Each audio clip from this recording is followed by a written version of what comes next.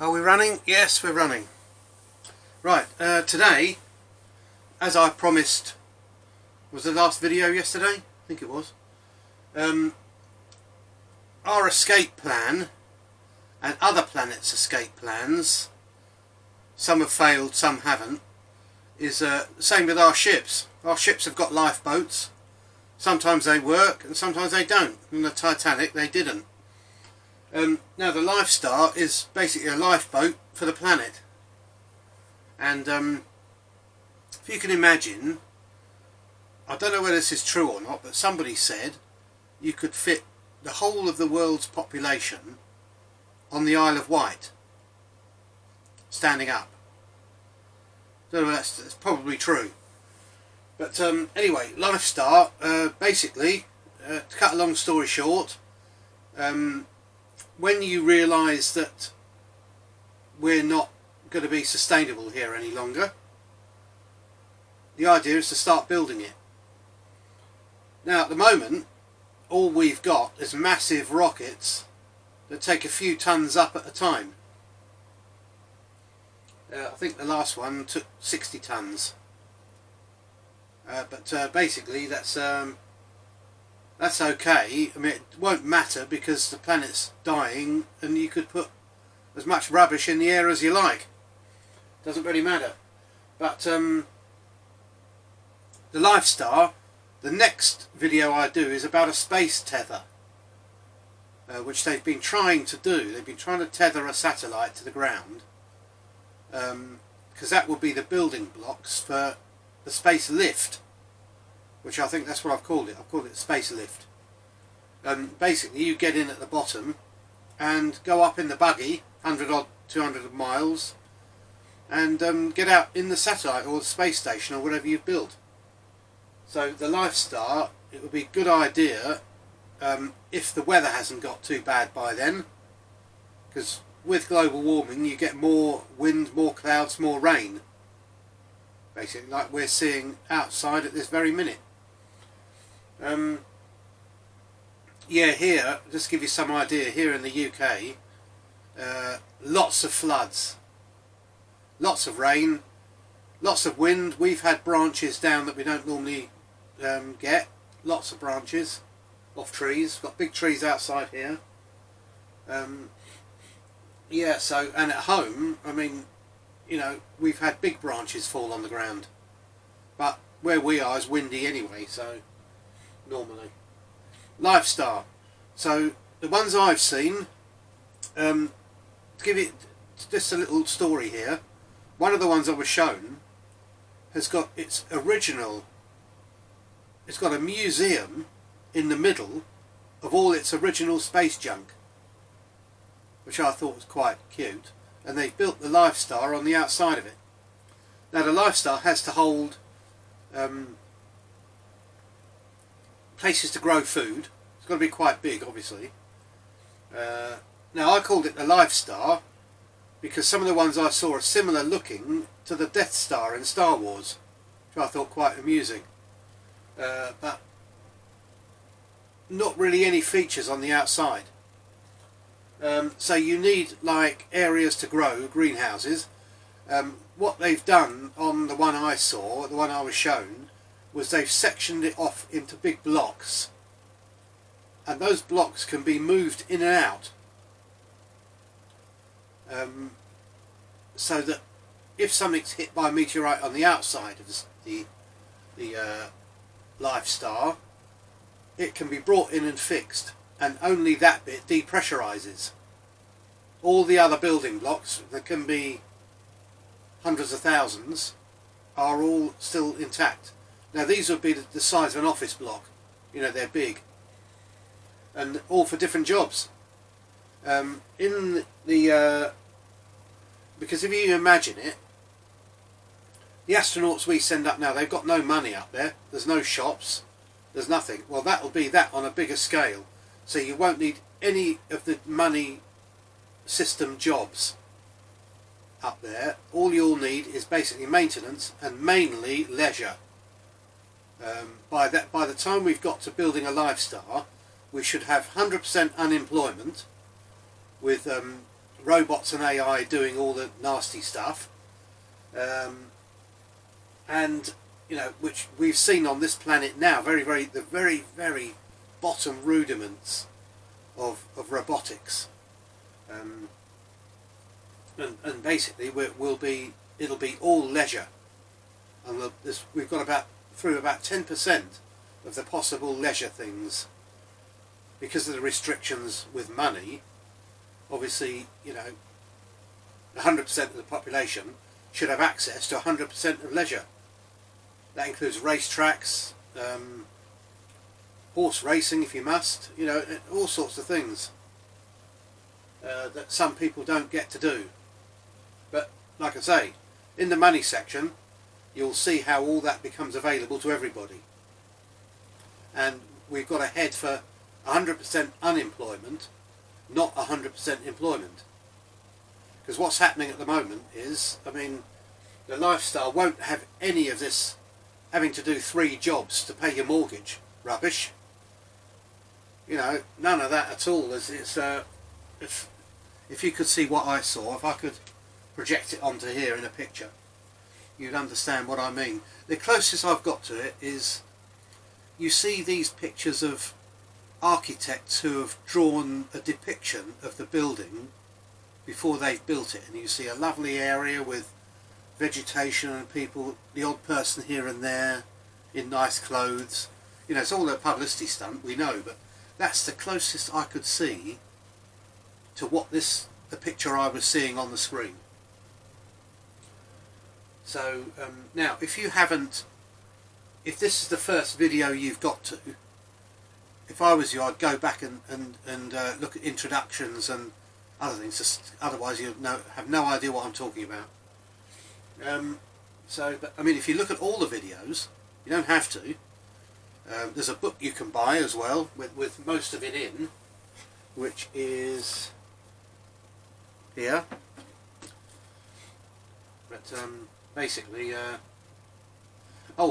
just to give you something on this book, I don't know whether you can see it on the camera, but just to show that I was actually on the range, this is quite a famous thing that the soldiers look at up there and can see, and it's on the side of an armoured vehicle that's been hit by anti-tank fire, and this is what it says. Don't know whether you can see that. It says, "Not thick enough." Somebody's written it quite nicely in a green pen, meaning the armour wasn't thick enough. It's gone straight through, and that gives you some idea of how futile all our military spending, and you know, trying to make people think they're safe when they're not, etc. Anyway, lifestyle, made up of blocks, big circle. Blocks move in and out on what look like to me rails, so they're all linked together, a bit like those puzzles you used to get. We used to move all the squares around to make the picture, like a 2-dimensional Rubik's Cube. You move all the sections and you get letters in order or numbers in order or whatever. It looked a bit like that. You could move these blocks around. Now, another version, which is also a good idea in case but trouble is keeping them all together, is lots of motherships, like the one if you look at the motherships section, you'll see what I mean. Long motherships, a big 100 yards of steel at the front, so that you can punch your way through. It gets warmed down eventually with micrometeorites, and more millions of years you are up there, the more it will get warmed down. But a lot of those all flying together, not tethered.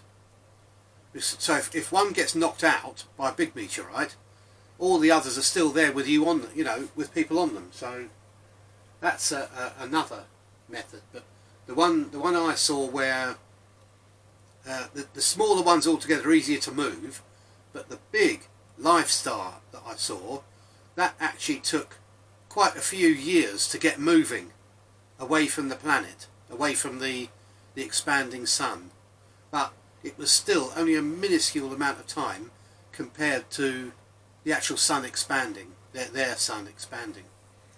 So anyway, they got away, and so they had most of their population out in space, and then could basically do what they want.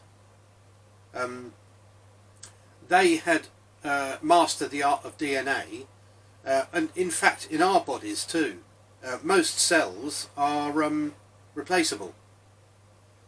It's only when the body thinks, well, he's only got a few years to live, we won't replace these cells anymore.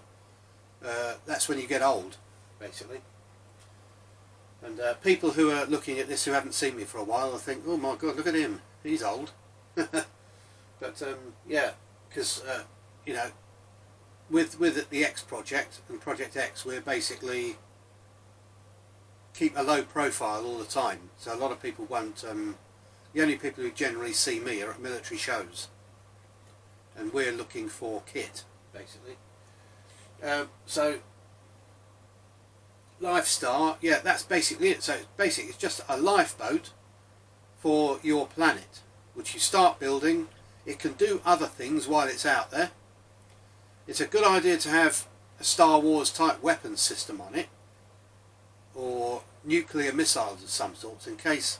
But on the other hand, because you're not as big as a planet, you can maneuver your way out of these things.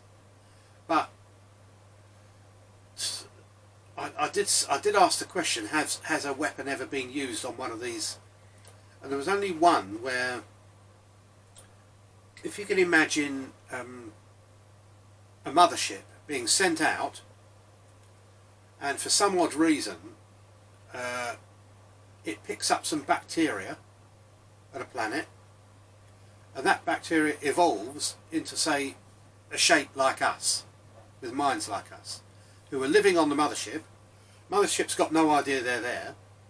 When the mothership comes into the area of a planet, they jump on the probes with their air kit and everything, and come down and gather stuff and go back, and then they've got another lot of food and stuff ready for the next journey. The mothership's got no idea, because it's fully automatic. It's got no idea. And the funny thing is, just after I saw all this, there was an episode of God, what's that thing where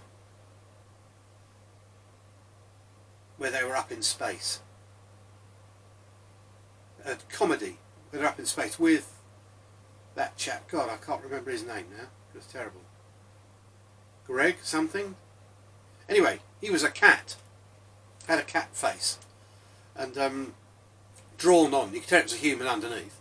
But apparently, he had been shut in a room, or shut in a part of this spaceship for so many years without being found, that he evolved from a cat into a person. And that's the kind of thing I'm thinking of, you know, bacteria, next stage, until it's worked its way up. Now, that happens on some very, very occasionally. Now, one of these came across a Lifestar. They took control of the mothership and got it to dock with the pretending to be friendly. This is all a bit sort of Star Trek, really. And then basically tried to invade it, but it didn't work. So if you can imagine every single scenario and every single shape of spaceship, they are out there somewhere. You know, they've been built or developed or whatever. So yeah, so the Lifestar, escape your planet, escape your solar system. That's what it's for, and get out of the way of the sun, basically. And then you build it so that you can live on it. You know, with leisure. You can visit other solar systems. Once you get, the best thing to do is to go to a cluster somewhere where there's a lot to see and a lot to do, and then you could probably easily find another planet. And but if you've got DNA conquered, you can start creating children with either bigger or smaller lungs or whatever, and basically the other thing you can do is seed planets. If you seed them with water, you know, and stuff starts growing, then you get oxygen. And there's lots of things you can do. I think scientists have worked all that out anyway. But yeah, that's it. Now what I'm going to do is I'm going to switch this off in a minute, and I'm going to do the space tether, because there's a lot more to talk about on that. And funnily enough, the Jack and the Beanstalk story, there's one for you. That's 90% chance that that's happened, and that was an organic space lift, where you know, a tether basically, but organic, where you drop a seed and this thing grows, and then you attach your mothership to it, and can hang around for a while. You have to hang around for a while for a thing to grow anyway. But yeah, so that's worth looking at, because it's quite a funny story. And also there's obviously the mechanics behind the space tether, which I'm sure scientists are going to want to know about, because they can be built here. Okay, I don't know whether we've got enough carbon fibre and stuff, but that's what I'm assuming was in the strands for the strength. Because obviously 100,000 feet, you've got 200-mile-an-hour winds, or could have. So there's methods to get round that too. So yeah, that's it for the lifestyle. I don't think there's anything else. It's getting enough. Basically, you've got to ransack the whole planet for enough metal and aluminium and other stuff to get up there to build that. Obviously, weight isn't an issue in space, so you can use lead if you want. You know, lead is quite good for absorbing micrometeorites, mind, and taking the energy out of them. So yeah, because it's soft, they go in rather than move the metal. So that's quite handy. And momentum too. You know, if a spaceship's heavy, once you get it moving, momentum's good, and then you won't have to fire any ion drives or anything. But like I say, I should really do a section on some of the propulsion, not only the gravitational discs, but also the particle accelerators, and how you can fire up a particle accelerator and start throwing heavy molecules in, and that's when it moves. You know, you can do it with light. If you're in space dead still, which there's no such thing as dead still in space, you know, you're always moving somewhere at high speed. Say for instance, satellites going around the Earth aren't only doing 14,000 miles an hour as they go, but they're doing 400 meters a second in the way the Earth's going. So, you know, you're never still. But in order to move, even a torch with light will push you along eventually. You know, because you're not attached to anything, no resistance, you will move. So if you've got a big particle accelerator, hundreds of yards long, and start shoving heavy molecules in one end, it's going to move you. Even if it doesn't look as if it's going to move you to start with, the lifestyle will be moved. It has to, by physics. You know, if you throw a particle out one way, there's got to be an opposite effect. Right, okay, that's the lifestyle. The last few videos circulated around Project X, and quite a few, you know, have had quite a lot of feedback from people who didn't know about most of them didn't know about my encounter. And obviously I went through a lot of ribbing and oh, you know, the Earth was created by a being, obviously not what you're saying and all this. So, you know, so that's it. So I'm going to switch this off, switch it on again in a minute and do space tether. Okay, thanks a lot.